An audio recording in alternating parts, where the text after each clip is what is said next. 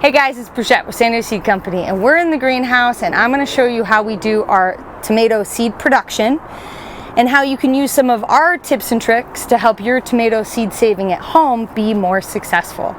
Now before I do that, make sure you hit the like and subscribe button so we can be a part of your garden. Now before I do that, make sure you hit the like and subscribe button, and we would love it if you tell another Zone 9 or 10 gardener about our channel. There's about 65,000 followers for us right now, which we're really proud of, but we know there's more than 65,000 gardeners in Zone 9 and 10, so if you know someone we can help grow better, let them know about us and let us help them have a great garden. Okay, so for those of you who don't know us, we are a small seed company, and what makes us very different from most seed companies is we're not just a wholesaler. We don't just buy seed and resell it. We do a lot of seed production. We do seed production, plant breeding, and trialing.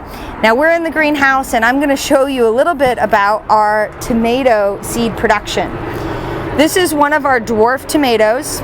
We produce a lot of dwarf tomato seeds on the farm, in part because we love the size of the plant, and we have tons of videos about them that you can see what makes a dwarf tomato so special. Now, everything we do is, I like to joke and say it's very high tech, which is totally me being ridiculous. It's the most low tech possible. In fact, this is probably how people processed and saved tomato seeds 100 years ago.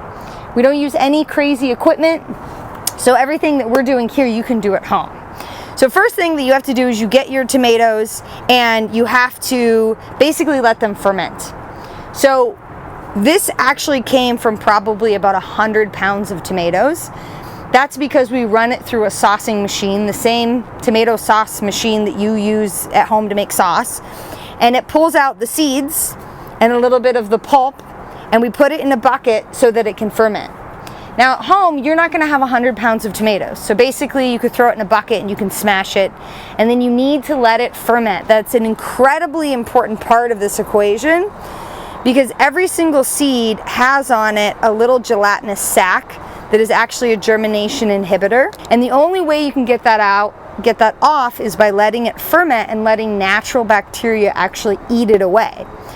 Now think about in the garden, that's exactly what happens. The tomato over-ripens, it falls onto the ground, it rots, and then the natural bacteria that occurs eats away the little gelatinous sac that keeps the seed from germinating. You do that by fermenting. Now we do it with tons and tons of buckets, and we actually processed a bunch yesterday. So I just have a little bit here to show you, but I really wish you could smell this because it really stinks. But look at that. To give you an idea of how long you should let it ferment, it's usually about 3 days when the temperatures are anywhere from 70 to 80 degrees. Ours ferments a lot quicker because we're in a very hot greenhouse. The telltale sign of knowing when it is ready for washing and cleaning is when you see that layer of white and gray mold on top. If you do it in a mason jar, it's very easy to see. And what's really fun too is in the mason jar you can actually see the natural separation that happens as the good seeds start to sink, and the light seed, which are bad, they're empty, they actually float to the top. After we've done this fermenting process, then what we get to do is water process it. And again, super high tech. Take my handy dandy hose, right? Let me turn this guy on here. And I'm gonna put the hose on a very strong jet so that I can break up the particles. Now, by doing this, I'm actually dislodging seed that is stuck on skin or on pulp. And this allows me to basically break up the mats of seed gunk so that the seeds become free. The good ones will float down to the bottom, the bad ones will sink, and then I can just decant, which is basically pour off the junk, the gunk. Some pro tips here. And I have been taught my seed production skills from seed savers of all different sizes, from very small farms all the way up to people who have worked for some of the largest seed companies in the world. And the system is really the same. The process is the same. You have to let this sit for a couple minutes because what we want is for all that movement to stop and the seed to go down to the bottom. I like using something like this. And again, I got this from the Goodwill, the handle broke off, but this is my favorite one because I just like the screen size. I will use it to kind of stir and see, look, there's still seed that is floating. So there's a little bit too much gunk, but as I stir it, they're gonna break free and start to sink down to the bottom. Now you'll notice I'm not sticking this in really deep and stirring the bottom. You only want to move the surface of the water because I want to allow for seeds to sink down to the bottom. To help this process along, I'm gonna take out some of this gunk, which you'll see there's gonna be a little bit of seed stuck to this gunk.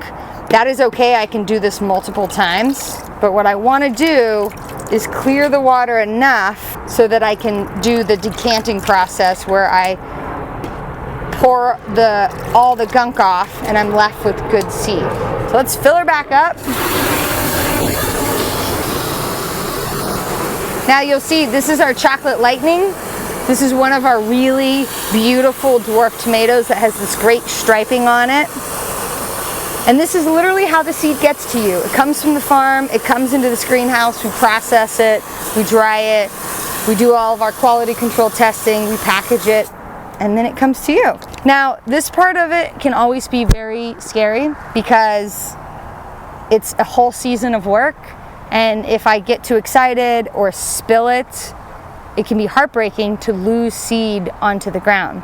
If you're in that particular situation, then you might want to pour this into another bucket so that you can notice that you're not losing any seed. I feel confident, and I've done this a million times, that that's not going to happen.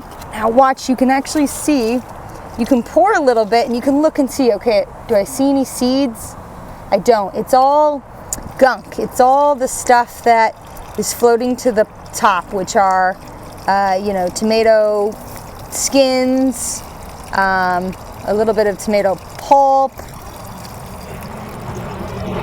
The key part to this is that making sure at the end you don't go too quickly, and you also don't jostle this. Like if you were to shake this, then the seeds will pop up to the top and then you lose it again. This is really quite the art form in and of itself. Now, look at all this seed. Now I'm going to do this multiple times, obviously, because it's not completely clean, but you can see this is all good, heavy, viable seed. So by doing this process, I'm also doing step one of quality control, making sure that only good seed is left with us and none of the bad stuff gets packaged.